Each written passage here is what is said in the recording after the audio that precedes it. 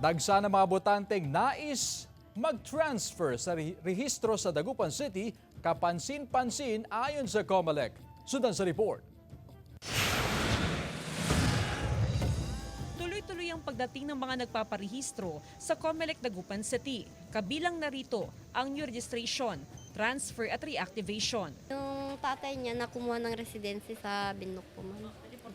Yes po, ma'am. Hindi kasi honorin yung birth certificate niya, ma'am. Sa monitoring ng COMELEC, kapansin-pansin ang dagsa ng mga nais mag-transfer ng registration sa lungsod simula noong September 1 hanggang ngayong araw. Mula sa 589 na new applicants, 202 dito ay mga nag-transfer. Based naman doon sa mga interview natin sa mga nagtatransfer, ito yung mga nakapangasawa ng botante dito sa Dagupan. So basically, there's no unusual scenario pagdating sa transfer. Dagsa na rin ang mga humahabol sa voter registration 2 linggo bago ang deadline. Umaabot ngayon sa halos 100 ang nagpaparehistro kada araw kumpara sa 40 hanggang 50 noong nakaraang mga linggo. Kahit mainit po. Opo.